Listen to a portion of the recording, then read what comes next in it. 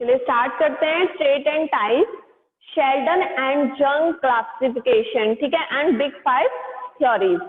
तो क्लासिफिकेशन पहले हम पढ़ेंगे बेटा विलियम्स, हर्बर्ट, शेल्डन का, ठीक है। तो इन्होंने मतलब हम ये समझ सकते हैं कि जो भी एथलीट होता है या कोई स्पोर्ट्स पर्सन होता है वो कैसा होता है, उसकी जो एबिलिटीज होती हैं, जो उसकी मतलब एथलीट की योग्यताएं होती हैं या उसके बॉडी का स्ट्रक्चर होता है वो कैसा होता है, वही खिलाड़ी को सफल कर सकता है जो वो अपनी बॉडी के स्ट्रक्चर के अकॉर्डिंग उसके अपने पास स्पोर्ट्स में हो, ठीक है। जैसे अगर हम एंडोमॉर्फ की बात करें, जो एंडोमॉर्फ में कैसे व्यक्ति होते हैं, ऐसे व्यक्तियों की हाइट कम होती है, इनकी जो हमारे हाथ और पैर मतलब इनकी जो बाजू होती है, इनकी जो टांगे होती है, जो इनकी शरीर की बनावट होती है वो कैसी होती है, गोल मटोल होती है।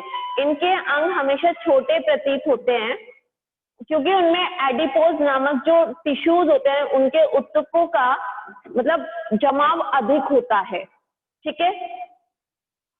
तो इनके जो ऊपर और नीचे वाले पार्ट में मतलब बाजू और टांग जो होते हैं, इनके ऊपरी हिस्से में या नीचे वाले हिस्से में भार को कम करना मतलब बहुत ही कठिन काम है। ये लोग मतलब थोड़े से इनकी जो बनावट होती है वो गोल मटोल से होते हैं। आपने देखा होगा जो ऐसे व्यक्ति किसमें होते हैं, वेट लिफ्टर्स में आपने ज्यादातर देखा होगा जिनकी हाइट कम होती है और एकदम बॉडी वॉडी इनका जो मतलब शरीर की बनावट है वो गोल मटोल होती है, ठीक है।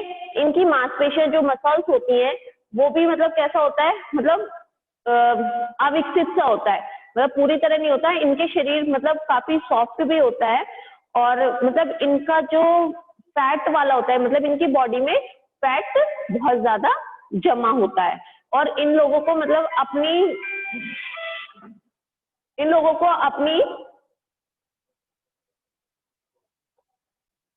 ये लोग मतलब इनके बॉडी इन लोगों को अपना मतलब बॉडी में ना फैट को कम करना मतलब इतना आसान नहीं होता, ये अपने मतलब इतनी आसानी पूर्वक अपने फैट को कम नहीं कर सकते।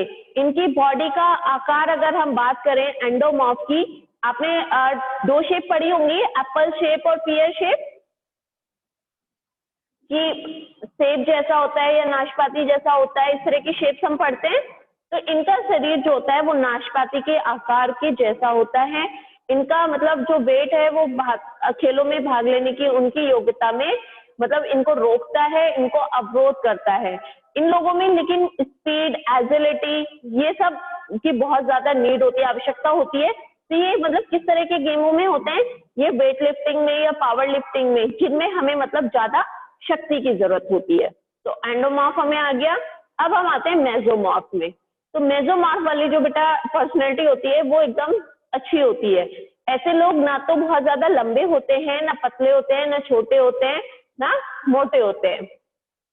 मेसोमॉर्फ वाला जो व्यक्ति होता है वो दोनों शरीर के प्रकारों के बीच में पाया जाता है। एक तो होता है ना मतलब बहुत छोटे हुए, एक होता है बहुत लंबे, एक होता है जो छोटे व्यक्ति हैं वो मोटे हुए और जो पतले लंबे व्यक्ति होते हैं वो बहुत ही ज्यादा पतले होते हैं।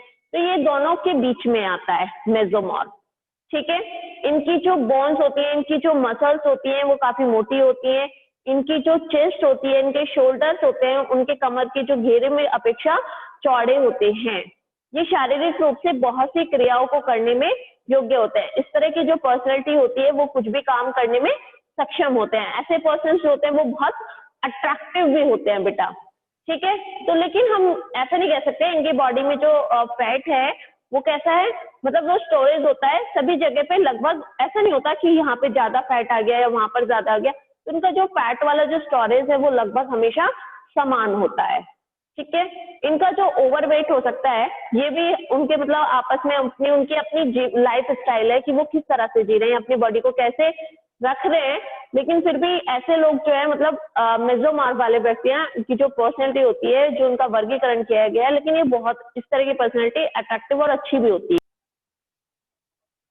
ऐसे लोगों की जो स्पोर्ट्स में मतलब जो रिक्वायर है वो ग्रेट स्ट्रेंथ वाली होती है, शॉर्ट बर्स्ट होती है, एनर्जेटिक होती है, लोड्स ऑफ पावर भी होता है, क्योंकि ऐसे लोग मतलब इनमें बहुत ज्यादा शक्ति और एजिलिटी और स्पीड मतलब इनमें बहुत ज्यादा फुर्तीलापन, इनमें गति भी ज्यादा होती है। इस तरह के मतलब ये लोग किसमें ज्यादा होते हैं, इनका गेम कौन सा होगा इस तरह के लोगों का, इस तरह के व्यक्ति किसी भी गेम में पार्टिसिपेट कर सकते हैं, ठीक है, ये समझ में आया आप लोगों को कि एक्टोमार्फ वाले जो व्यक्ति होते हैं वो बहुत ज्यादा स्लिम होते हैं। इन लोगों को मतलब इनकी जो मसल्स होती हैं वो काफी लंबी होती हैं, मतलब इनकी बोन्स और मसल्स लंबी होती हैं और इनकी बॉडी का स्ट्रक्चर बहुत ज्यादा वीक होता है। इस तरह इनको अपना बॉडी वेट बढ़ाने में बहुत ज्यादा प्रॉब्लम होती है। ठीक है, इनको बहुत सारी अगर हम कहें तो इन्हें कठिनाइयों का ही सामना करना पड़ेगा, लेकिन ये लोग मोटे जल्दी से नहीं हो सकते। इनकी बॉडी में मांसपेशियां कम होती हैं, ठीक है, और इन्हें मतलब ये वास्तव में इतने ऊंचे होते हैं कि इनको मतलब जितने ये होते हैं इनकी हाइट जितनी होती है, पतले होने के कारण इनकी हाइट और ज्यादा लगती है। मतलब एक तो है ही इनकी हाइट अच्छी कि पतले हैं, लेकिन जब ये लोग पतले होते हैं तो उनकी हाइट और ज्यादा दिखाई प्रतीत होती है। अभी हमने जो पढ़ा था बेटा वो था हमारा इसका विलियम हर्बर्ट शेल्डन का क्लासिफिकेशन। अब हम पढ़ेंगे जंग का क्लासिफिकेशन। ठीक है, जंग ने जो क्लासिफिकेशन किया है वो कितने में किया है? 3 टाइप से किया है। ठीक है, इसमें 3 प्रकार के लोग होते हैं। इन्होंने एक इंट्रोवर्ट, एक एक्सट्रोवर्ट और एक एम्बिवर्ट। ठीक है, इंट्रोवर्ट को हम अंतर्मुखी भी कहते हैं। ठीक है, इंट्रोवर्ट का मतलब है अंतर्मुखी। तो इस तरह के जो लोग होते हैं, जो these are persons who share characters such as shiny, social, withdrawal and tendency और टॉक लेस। मतलब जो ऐसे जो शाइनी, जिनका शर्मीला वाला नेचर होता है, सामाजिक रूप से अलग अलग कम बात करने की प्रवृत्ति होती है, और इससे मतलब इसकी जो विशेषता के जो ऐसे कारण हैं जो मतलब क्या है, सेल्फ सेंटर्ड बना देते हैं। ठीक है, समाज में या सामाजिक दिशाओं में वो आसानी पूर्वक मतलब सब में एक साथ नहीं घुल मिल सकते, नहीं बैठ सकते, नहीं बात कर सकते हैं। वो मतलब इस तरह से अपने आप को अयोग्य प्रतीत करते हैं। ठीक है, वे बहुत समझदार और कठोर और भविष्य के प्रति बहुत ज्यादा उन्मुख भी होते हैं। मतलब इनको ऐसा लगता है कि वे मतलब हमेशा सेंसिबल होते हैं, रिग्ड इन आइडियाज होते हैं उनके पास, फ्यूचर्स ओरिएंटेड होते हैं। इनको हम कह सकते हैं ये लोग फ्यूचर मतलब भविष्य के प्रति हमेशा उन्मुख रहते हैं। क्लियर? नेक्स्ट है हमारा एक्सट्रोवर्ट। एक्सट्रोवर्ट का मीन समझ में आ रहा है हमें? बहिर्मुखी। ठीक है, ऐसे व्यक्ति मतलब बहिर्मुखी से हमें समझ में आ रहा है ऐसे लोग कैसे होंगे?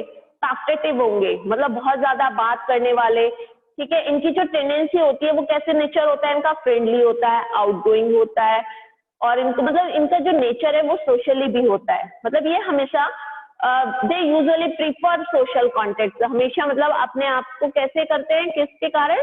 कि मतलब ये समाज के प्रति ज्यादा रहते हैं, कि मतलब समाज को पसंद करते हैं। ठीक है, उनको हमेशा ट्रेड करते हैं।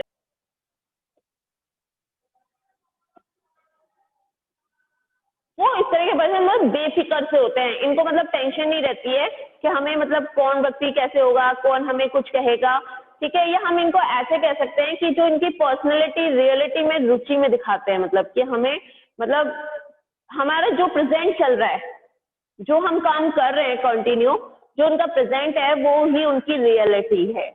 ठीक है, इस तरह के जो वो अपनी मतलब भावनाओं को खुलेआम व्यक्त करते हैं कि हाँ हम ऐसा करना चाहते हैं या हमें ये पसंद है या इस तरह से, तो वो अपनी बात तक वो डिसीजन वाले भी होते हैं कि मतलब उनमें कोई भी डिसीजन लेना होगा वो तुरंत अपने निर्णय आसानी से लेते हैं।